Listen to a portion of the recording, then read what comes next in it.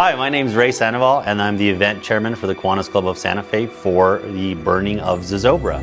So Zozobra is actually Santa Fe's original Burning Man. This year Zozobra turns 92, and it was the creation of Will Schuster, who was a local artist, who decided he wanted to have an event that would bring the entire community together. And what better way than to burn something in the town square? And the tradition has continued to evolve and to grow.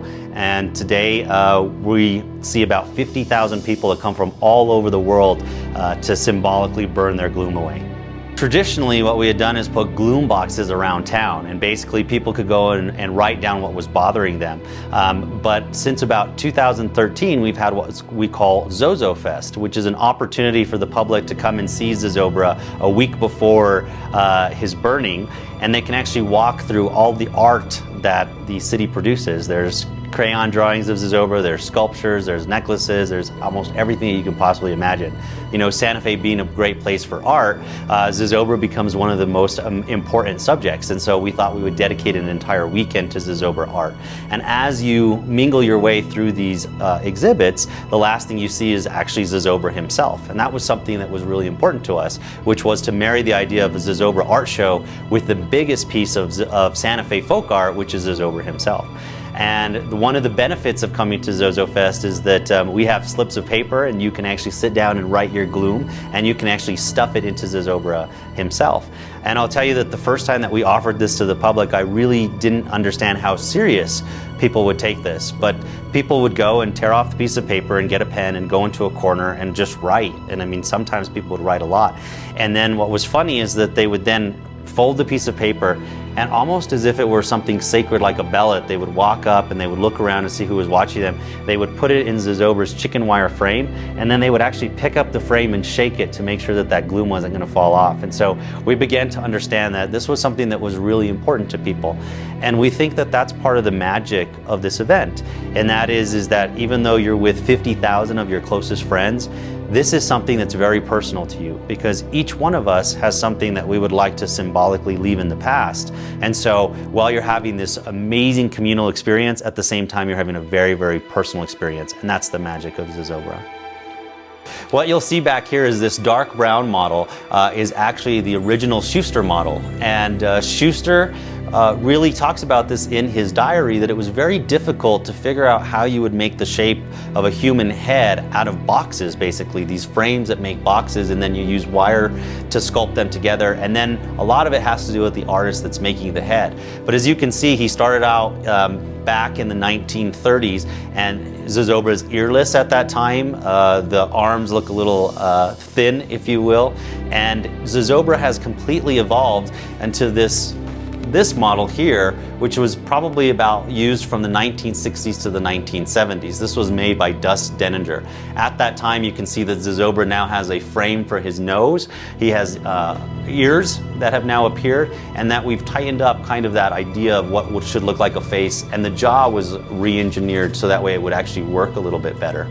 An interesting thing about the Schuster model was that Schuster didn't have blueprints. What he actually did was he would take a ruler, and his model was to scale. And so every year he would take that ruler out, and they would know to cut that piece of wood by what the ruler said. And when Gus Denninger got involved, he was really the first blueprinter of Zozobra. He actually wrote it down on a piece of paper and measured it out and really started it. And we've continued that tradition with our new construction crew, Matt Horowitz and Jacob Romero. And you can see that this is now what Zozobra looks like. And his arms are much beefier. The belly box is much sturdier, so that way it doesn't break when we're hoisting him up. And you can see that the head is much more intricate. And so Zozobra has evolved just throughout the years. The Decades Project was something that we wanted to do to have a lot of fun with Zozobra. As we're marching to Zozobra's 100th birthday in 2024, we thought that the most appropriate thing would go back to take a look at Zozobra's evolution and how he looked and how he changed through the decades. The other thing that was a huge component to this is that the Kiwanis Club of Santa Fe is all about young kids. And so this was an opportunity to teach ourselves not only about Santa Fe history, but what was going on in the world. And so we started out with the 1920s, and Zozobra sported a handlebar mustache, and we had 20s entertainment. Last year was the 30s, and Zozobra for the first time since the 1930s appeared with a bald head and was very, very overweight. And Schuster used to like to say that the 1930s was because of the fact there was so much gloom with the Depression and World War II starting that Zozobra kind of gobbled up all of that. And then Schuster had kind of this realization that his monster had gotten a little bit away from the monster-ish and looking bald and fat, that nobody was going to be afraid of him. And so he has this resurgence in the 1940s and the 1950s where Zozobra becomes very, very trim. He has a full head of hair and he becomes much more goblin-like. And so he wanted people to be afraid of him. And we've tried to duplicate that. And so this year will be the 1940s, which gives us an opportunity to do something that we're very excited about. Zozobra will be sporting a hat for the very, very first time ever. He'll also be dressed in a 1940s fashion, which is something that Schuster had talked about in his diary but never accomplished, so we hope to bring that to life. And then the other part of this is to have an element of World War II and talk about the seriousness of what was going on in the world. And because of that, we will be partnering with our Jewish community to have a Holocaust memorial the day before we burn Zozobra, which is September 1st. And we will commemorate all the victims that were lost and kind of look inward and hopefully have a teachable moment with our kids to understand that that kind of bullying, that kind of prejudice, that kind of division just has no place in a civilized world, and hopefully that will never happen again.